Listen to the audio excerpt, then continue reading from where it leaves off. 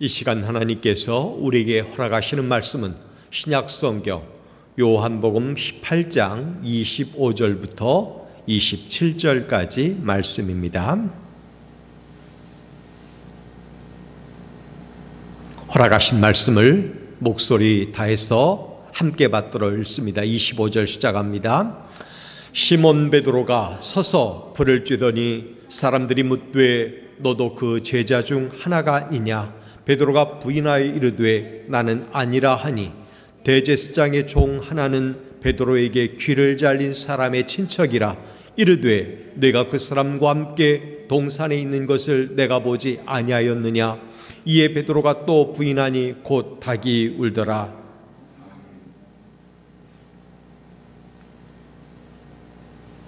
오늘은 함께 읽은 말씀을 가지고 실패도 품어주시는 하나님이라고 제목을 잡아서 여러분과 함께 은혜 나누려고 합니다. 오늘도 하나님께서 준비하신 은혜가 우리의 삶 가운데 가득 부어지기를 주님의 이름으로 축복합니다. 이 강단은 분명 성령 하나님께서 은혜로 충만하게 하신 줄 믿습니다. 또한 저나 여러분을 위하여 일용할 만나를 예배해 놓으시고 우리에게 흡족히 내려주시기 원하시는 아버지의 마음이 이 강단에 분명히 있다고 믿습니다.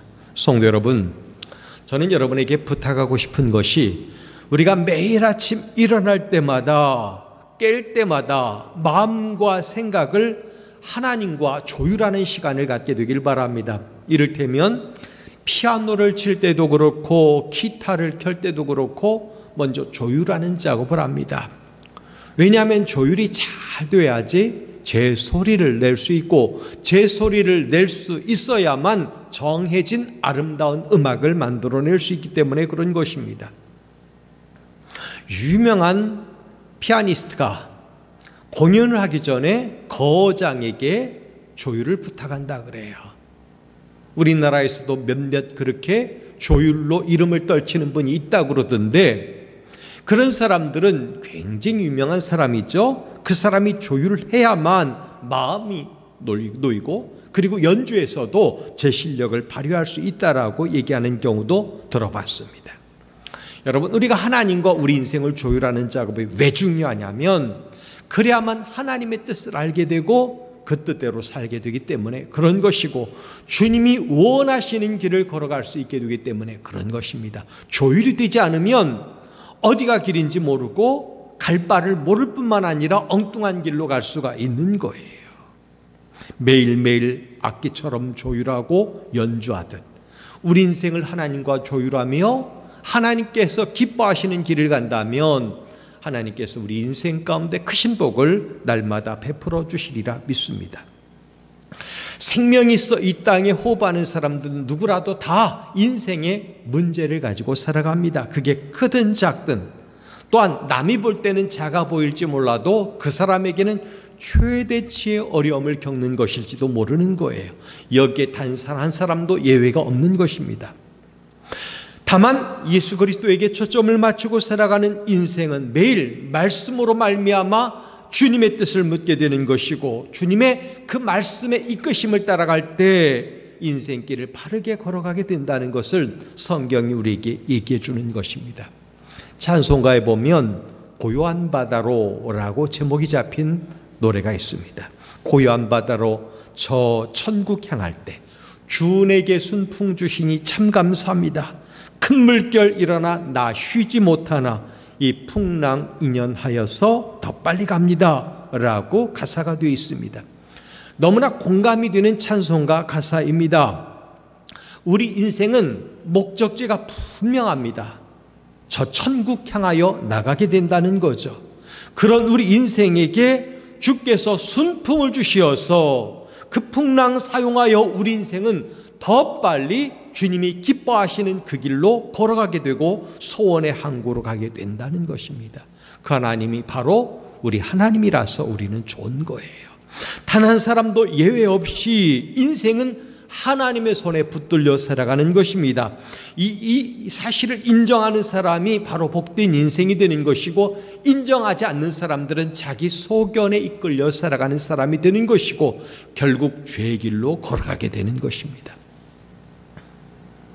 살아와서 깨닫는 거지만 맘먹은 대로 뜻대로 가는 인생이 도대체 얼마나 되겠습니까? 만약에 맘먹은 대로 뜻대로 되는 인생이라면 어느 누구도 성공하지 못한 인생은 없을 거예요. 다 성공했고, 다 나름대로 삶의 규모를 키웠고, 나름대로 행복의 동산에 이르러 살 것입니다.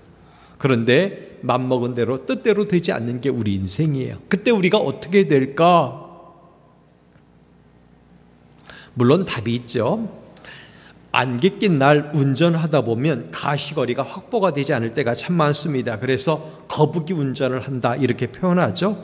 아무리 운전 잘하는 사람도 그때는 조심해야 되는 거예요. 앞이 잘 안 보이니까. 그리고 앞쪽에 무엇이 기다리고 있을지 모르니까 조심무시 운전하는 게 제일 좋다는 거죠. 성도 여러분, 우리 인생도 이처럼 앞이 가릴 때가 많다는 거죠. 인생길이 열리지 않아 답답한 시간을 보낼 때가 많다는 것입니다. 그렇다면 그 시간을 어떻게 보내는 것이 좋은 것일까요? 일단 저나 여러분 모두 그 현장에서 도망치지 않기를 바랍니다. 하나님께서 가라고 했다면 그 길을 가는 것이 맞아요. 도망치는 것은 바른 자세가 아니에요. 다만 갈 때 어렵더라도 주님께 인생을 맡기고 주님이 운전하시도록 내어 맡기고 가는 게 중요하다는 거죠. 즉 삶의 주도권을 하나님이 잡으시도록, 하나님께서 이끌어가 주시도록 내어 맡기는 게 중요하다는 것입니다. 이것을 하나님의 섭리, 운행하심이라고 말하면 좋겠습니다. 하나님의 운행하심에 맡겨드리는 저와 여러분이 되었으면 참 좋겠습니다. 오늘 본문을 보면 예수님을 모릅니다 라고 부인하는 베드로가 나옵니다. 여러분, 베드로 하면 어떤 이미지가 제일 먼저 떠오릅니까? 저는 제일 먼저 떠오르는 게 뭐냐면 그가 예수 그리스도를 향하여 위대한 고백을 했던 제자다라는 게 떠오릅니다.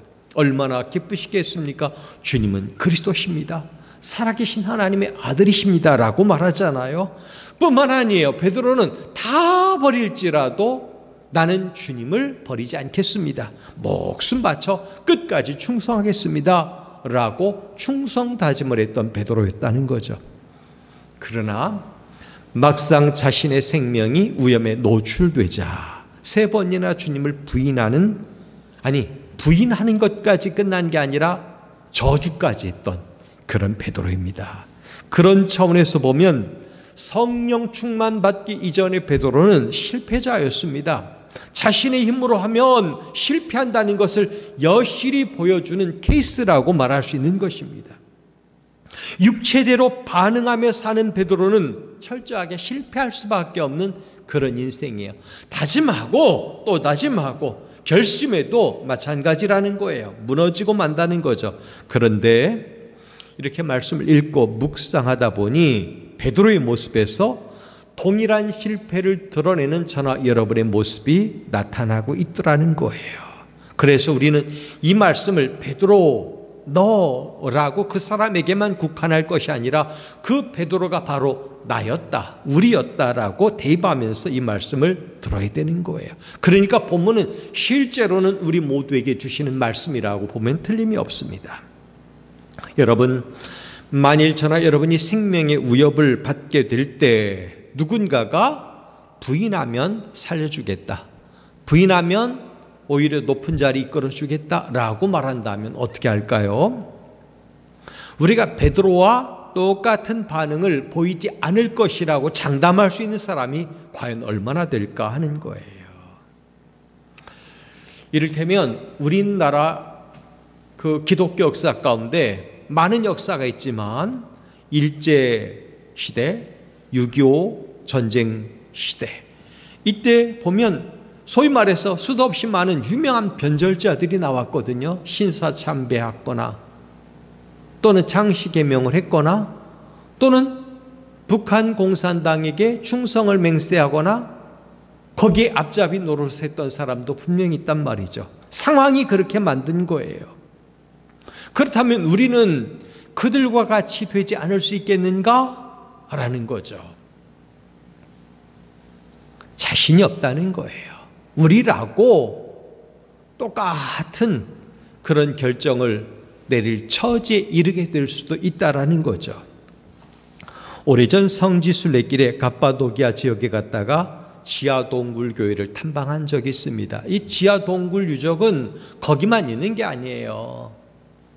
많이 있어요. 다른 나라에도 있고요. 로마에도 있고요. 생명의 위협 앞에서 신앙을 버리면 좀 쉬운 길로 갈 수 있을 텐데, 즉 자신도 살고 가족도 살고 또는 일신의 안위도 도모할 수 있을 텐데 그렇게 하지 않은 거예요. 무엇이 수도 없이 많은 성도들을 지하 속으로 몰아넣었을까? 물론 몰아넣은 게 아니라 스스로 간 거죠. 그들은 무엇 때문에 지하에 도시를 만들고 숨어 지냈을까 하는 거예요. 지하 속으로 들어가 결사적으로 신앙을 지킨 성도들과 베드로를 비교해 보자는 거예요. 그들은 자기 이름을 한 군데도 새긴 적이 없어요. 지하 속에 들어갔던 인구가 수십만, 또 그런 게 여러 개 있었다고 하니까 수도 없이 많은 사람들이 그 속에 들어갔는데 벽에 자기 이름 하나 새기지를 않았다는 거예요. 흔적이 별로 없어요. 저는 못 봤으니까 있는지 없는지 정확하게 모르겠지만 최소한 자기 이름 내며 살진 않았다는 거죠. 그러나 베드로는 지명도 높은 주님의 제자였습니다. 모든 일에 충성스럽게 앞장섰던 사람이라는 거죠. 그런 베드로가 너무도 쉽게 무너지고 맙니다. 그래서 우리는 베드로가 실패하게 된 원인이 무엇일까? 바꿔 말하면 내가 실패하는 원인이 뭘까? 그걸 찾아봐야 된다는 거죠. 우리가 실패하는 원인이 뭘까? 첫째는 자기 자신을 의지하면 실패하고 마는 거예요. 자기 자신을 의지하면 실패합니다. 베드로를 여러 각도에서 살펴보면 기질이 급하고 다분히 즉흥적인 데가 많은 사람이라고 볼 수 있어요. 긍정적으로 본다면 매사에 적극적인 거죠. 패기가 넘쳤어요. 어떤 일에건 늘 앞에 나서길 좋아했고 다른 제자들을 대변하려고 많이 했었던 것 같아요. 감람산에서 우리 주님이 기도하실 때 그때 예를 들어보죠. 주께서 제자들에게 다 버릴지라도 나는 주님을 버리지 않겠습니다. 주님이 뭐라고 하셨기에요? 너희가 다 나를 버릴 것이다. 너희가 다 나를 버릴 것이다. 그랬더니 베드로가 한 말이 다 주를 버릴지라도 나는 언제든지 버리지 않겠나이다. 언제든지예요. 버리지 않겠나이다. 호언장담을 했습니다. 우리는 베드로의 이 말을 좀 더 깊이 들어가서 살펴봐야 합니다. 베드로는 지금 자기와 다른 제자를 비교하고 있는 거예요. 자신을 다른 제자들의 위쪽 선에 놓고 더 나은 선택을 할 것이다. 옳은 선택을 할 것이다. 이렇게 장담을 하는 겁니다. 자기의에 가득 차 있었고 자신감이 넘쳐났었어요. 근데 구약 성경 잠언 25장 26절을 보면 자기의 마음을 믿는 자는 미련한 자다 그랬어요. 자기의 마음을 믿는 자는 미련한 자다. 고린도전서 10장 12절 말씀에도 보면 선줄로 생각하는 사람은 넘어질까 조심하라 그랬어요. 여러분, 그러니까 자기 마음을 장담하면 안 돼요. 어떤 경우에도 자신하면 안 되는 거예요. 언젠가 어떤 분이 교회 안에서 남을 막 공격하는 발언을 하는 걸 들은 적이 있습니다. 왜냐하면 다른 집 자녀가 결혼하지 않았는데 임신했다는 거예요. 그러니까 어떻게 그럴 수 있어? 쉽게 말하면 그거죠. 아니, 예수 믿는 사람이 어떻게 그럴 수 있어? 이거예요. 근데 얼마 못 가서 자기 딸이 혼전 임신을 했거든요. 그러니까 부끄러워가지고 그때부터는 해명하고 자기 딸을 옹호하기 시작하는 거예요. 여러분, 이런 일들이 굉장히 많아요. 아무튼 베드로는 성경의 가르침을 무시한 채 자신을 과신하다가 3번이나 주님을 부인하고 말았습니다. 정말 쓰라린 실패를 경험하고 만 거예요. 중국 고서 한서에 보면 위상열전 편이 있는데 거기에 교병필패라는 말이 나옵니다. 교만한 병사는 반드시 패한다라는 뜻이에요. 그럴 수밖에 없어요. 교만한 사람은 반드시 넘어지게 돼 있어요. 그래서 우리는 조심하고 또 조심하고 살피고 또 살피고 자기를 낮추고 겸손하고 이렇게 된 사람이 결국은 존중받게 되는 거예요. 고대 유럽 최대의 전투는 로마와 카르타고 간의 칸나 전투라고 말을 합니다. 전쟁 천재로 알려진 카르타고의 한니발, 로마를 상대로 자신의 실력을 유감없이 발휘한 전투였죠. 한니발은 이 전투에서 결정적인 싸움을 벌이기 전에 몇 차례 작은 싸움에서 일부러 져줬답니다. 전략이죠. 상대방의 자존심을 키워줄 목적으로 실패 전략을 쓴 거예요. 그러고 난 뒤 한니발은 결정적인 싸움을 벌였습니다. 결과 로마의 대패였습니다. 9만 명 가까웠던 로마 병사 중에 7만 명이 희생을 당했습니다. 카르타고는 5만 명 중에 불과 5,500명이 전사했다고 합니다. 역사학자 토인비가 휴브리스라는 용어를 사용했는데 역사를 바꾸는 데는 성공한 창조적 소수가 그 성공으로 인해 교만해져서 남의 말에 귀를 막고 독단적으로 행동하다가 판단력을 잃는 것을 말할 때 그 단어를 썼어요. 휴브리스. 경험에 의한 과신이 실패를 불러온다라는 거예요. 내가 이렇게 했을 때 성공했으니까 다음에도 성공할 것이라고 하는 거죠. 또 우리는 그 말을 합니다. 해봐, 된다니까 이렇게 말하거든요. 자기는 됐는지 모르지만 다른 사람은 안 될 수도 있는 거예요. 그런데 일률적으로 그렇게 밀어붙이면 안 되는 거죠. 성도 여러분, 자기 자신을 의지하지 말길 바랍니다. 그러면 실패할 수밖에 없어요. 조심하고 또 조심하고 그렇게 가야 돼요. 인생은 겸손히 가는 것이 정답이에요. 물어보고 또 물어보고 하는 거죠. 누구에게? 주님에게. 온전히 주님만 의지하며 겸손히 살아가는 인생이 되기를 바랍니다. 이것이 실패하지 않는 삶을 살아가는 지혜인 거예요. 두 번째 생각해 볼까요? 실패하는 원인이 뭘까? 기도의 자리를 놓치면 실패하는 것입니다. 베드로의 케이스에서 우리는 알 수 있어요. 십자가 죽음을 앞두신 주님의 마음은 몹시 힘들어 보였습니다.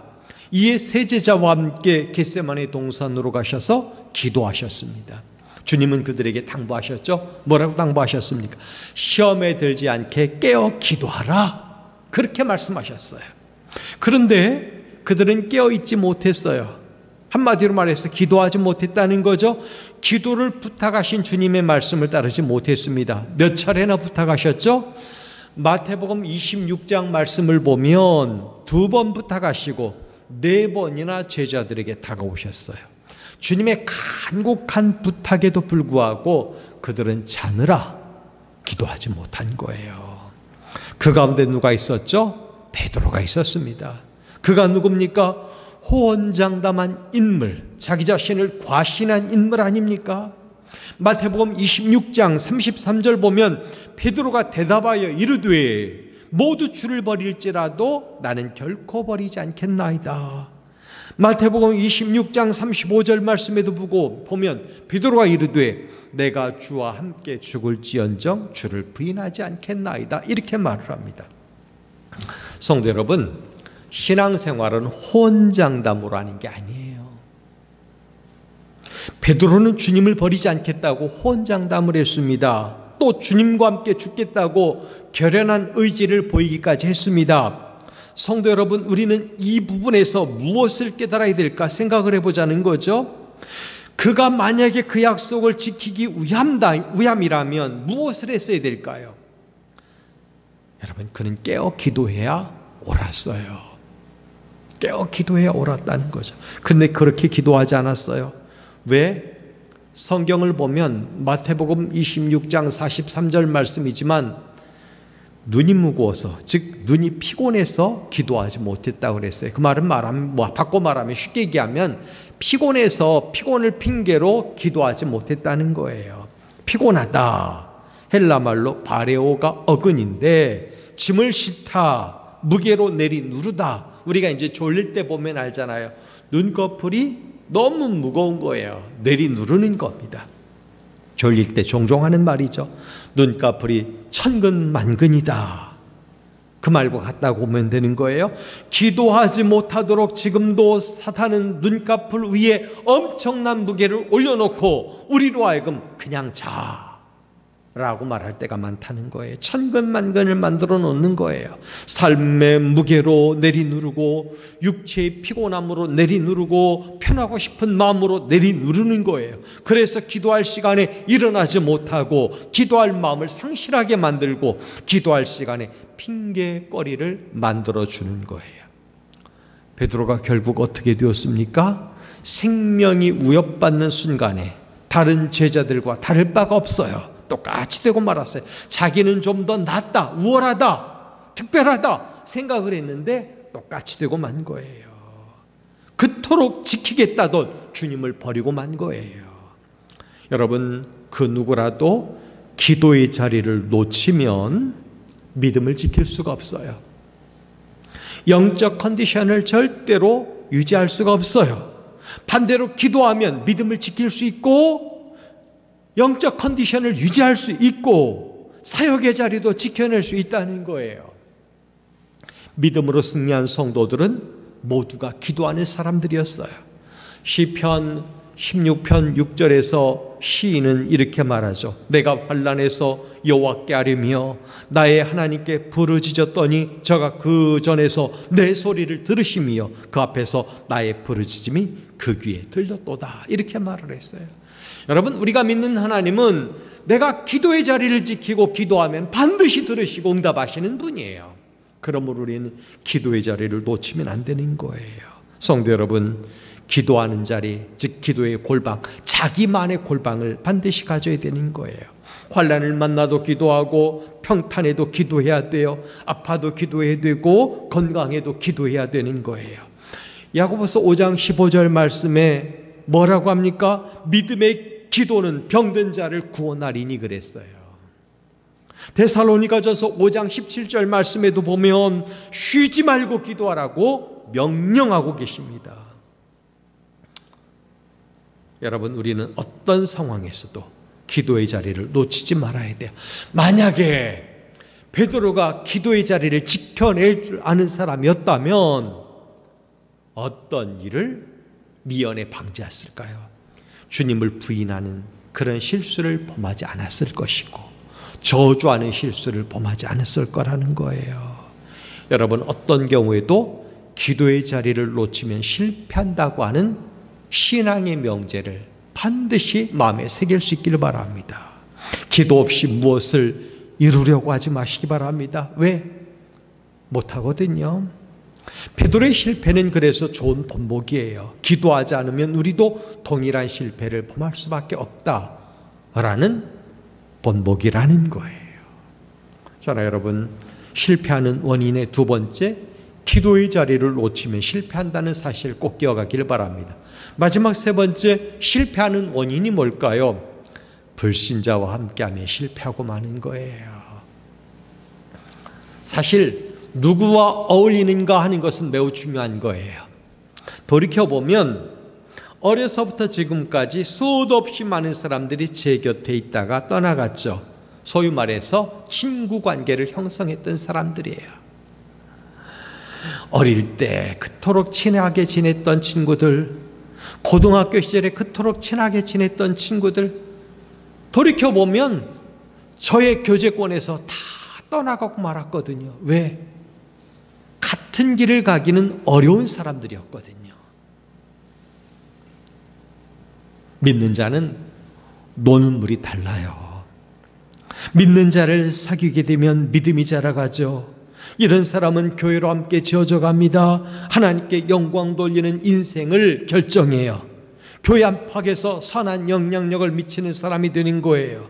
그러나 불신자와 사귀면 불신과 회의가 생기게 되는 거예요. 믿음은 약해지고 심령은 간단 없이 흔들립니다. 교회로 함께 지어져가는 것을 방해합니다. 자기 유익을 구하는데 인생의 방향을 결정하는 거예요. 주님은 피로 값주고 교회를 세우신 후 믿는 자들과 함께 모여 믿음의 교제를 나누기 원하시고 계시는 거예요. 오늘도 주님은 우리에게 그렇게 원하고 계셔요. 그런데 본문에 나오는 베드로는 시련의 때 주님을 대적하는 대제사장들의 종과 하속들과 함께 불을 찌고 있었다고 그랬어요. 그 자리에 머물러 있는 것만으로도 기특하다 이렇게 봐야 될까요? 걱정은 되었겠죠. 궁금했겠죠. 미안한 마음도 그에게 있었을 것입니다. 그래서 슬그머니 끼어들어가서 주님이 어떻게 되는가 보려고 했겠죠. 그러나 베드로가 있어야 될 자리는 그 자리가 아니었어요. 다른 제자들과 함께 기도의 전선을 이루고 함께 무릎 꿇는 그 시간을 가져야 옳았다는 거죠. 차라리 제자들과 함께 하나님의 간절한 도우심을 구했다면 어떻게 되었을까 하는 거죠. 바울 사도는 고린도후서 6장 7절에서 주님의 말씀을 우리에게 이렇게 전해줍니다. 주께서 말씀하시기를 너희는 그들 중에서 나와서 따로 있고 부정한 것을 만들지 말라 이렇게 말을 했어요. 여러분, 노는 물을 달리하라는 거예요. 어울릴 사람과 어울려야 되고 어울리지 말아야 될 사람과는 어울리지 말라는 거예요. 그럼에도 불구하고 베드로는 추위를 이기지 못해 모닥불 가까이 가서 그들과 함께 있다는 것입니다. 성도 여러분, 사탄은 결코 허술한 존재가 아니에요. 얼마든지 우리를 공격하고 넘어뜨릴 수 있는 실력도 기술도 가지고 있어요. 사탄은. 그러므로 우리 힘으로는 모든 것을 감당할 수가 없는 거예요. 살짝만 흔들어도 우리는 넘어지고 어떤 때는 기겁을 하고 도망치려고 하는 거예요. 불신자처럼 반응을 하는 거죠. 계집종이 말해서 우리는 그 사실을 발견할 수 있습니다. 사탄이 계집종을 시켜서 슬쩍 찔러봅니다. 너도 그와 함께 있었다. 얼마나 놀랐는지 몰라요. 이 한마디에 베드로는 예수님을 부인하고 마는 것입니다. 사탄이 그냥 살짝만 찔렀는데도 마치 칼로 자기 폐부를 쑤신 것처럼 아파서 놀랬다는 거죠. 격하게 반응을 했습니다. 이렇게 멋진 상상을 해볼까요? 베드로가 계집종에게 이렇게 말을 했더라면, 그래, 나도 그분과 함께 있었다. 나도 그분과 함께 있었다. 라고 말했다면, 그렇다면 신앙의 작품이 만들어졌을까요? 사실 이 정도의 작품은 우리도 결단하고 만들어 가야 되는 거죠. 죽을지언정 주님을 부인하지 않겠다라는 생각을 가지고, 그래, 나는 그분의 제자가 맞다 라고 어느 상황 속에서도 말을 해야 된다는 거죠. 베드로가 시련의 순간 이렇게 주님의 제자, 수제자처럼 반응을 했다면, 그래서 신앙의 사람들과 함께 고난도 기도로 이기고자 했다면 훨씬 아름답게 보였겠죠. 근데 이것을 못해서 아쉬운 거죠. 불신자와 함께하니 마음이 점점 약해지고 작은 위험에도 두려워서 예수님을 부인하고 마는 거예요. 성도 여러분, 시련의 때 주님께 더 가까이 나갈 수 있기를 바랍니다. 고난 앞에서 무릎 꿇어 기도하시기 바랍니다. 믿는 자와 함께 하길 바랍니다. 교회를 떠나지 않기를 바랍니다. 힘들고 어려울 때일수록 믿음의 형제들과 함께하며 영적으로 서로 격려하고, 그러면 그 사람은 신앙적으로 실패할 확률이 적어지는 거예요. 오히려 강해지고 놀랍게 성장하고 말 거라는 거예요. 성도 여러분, 우리의 영적 삶에도 크고 작은 고난은 찾아옵니다. 영적 토양을 만들어 사는 게 매우 중요한데, 영적 토양은 혼자 열심히 개척할 수도 있고 구축할 수도 있지만 믿음의 사람들과 함께함으로 이 토대를 만들어 갈 수 있는 거예요. 불신자와 어울리면 노는 데 익숙해지고 그들이 추구하는 취향에 이끌려갈 수가 많은 거예요. 믿음을 지킨다고 애쓰죠. 근데 그게 쉽지가 않은 거예요. 얼마나 집요하게 공격하는지 몰라요. 주님은 우리에게 미리 대비하도록 기도하게 하셨고, 즉 시험에 들지 않게 깨어 기도하라고 말씀하셨고, 그리고 우리에게 영적인 공동체를 주셔서 함께 함께 지어져 갈 것을 말씀해 주고 계시는 거예요. 근데 베드로는 독단적으로 행동했고 자기 자신을 과신했고 기도의 자리를 놓쳤고 불신자들과 함께 얼구한 거예요.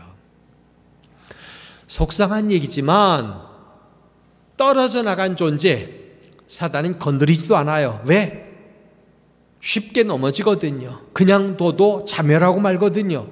닭의 울음소리가 들렸을 때에야 주의 말씀이 기억났다고 그랬습니다. 생각나지 않았다면 베드로는 그 영적인 상태, 무너진 상태를 더 끌고 갔는지도 몰라요. 주님은 그런 베드로가 실패할 것을 미리 아시고 그의 귀에 말씀을 미리 심어 놓으셨던 것입니다. 성도 여러분, 영적인 안전지대에 놓이는 것이 축복이에요.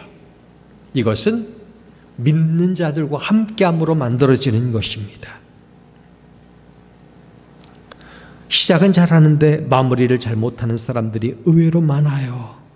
왜 마무리를 잘못하느냐면 현실 속에 놓여있는 삶의 자리가 지대가 안전하지 못해서 그래요. 영적인 지대가 아닐 때 그런 때가 많다는 거예요. 베드로를 생각해 보죠.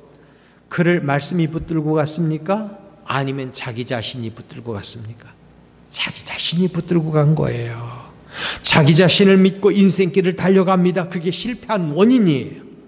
우리가 실패하는 원인도 베드로의 경우와 똑같습니다. 말씀 붙들지 않고 기도 자리 놓치고 자기 소견을 따를 때 우리도 실패하고 마는 거예요. 우리는 얼마든지 인생 속에서 그런 상황을 만나게 되는 것입니다. 말씀에 의지하여 살아가면 되는 건데 그러지 못할 때가 많은 거예요. 우리의 실패가 베드로의 실패와 유사하다면 우리도 몇 가지 놓치는 게 있지 않을까요?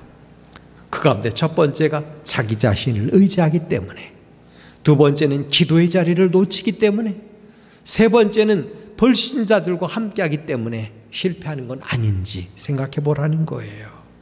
그러나 주님은 그런 실패자도 다듬어서 품어서 온전케 하시는 분이 바로 우리 주님이에요. 말씀에 그게 나와 있어요. 그래서 제목도 실패를 품어주시는 하나님이라고 잡았던 것입니다.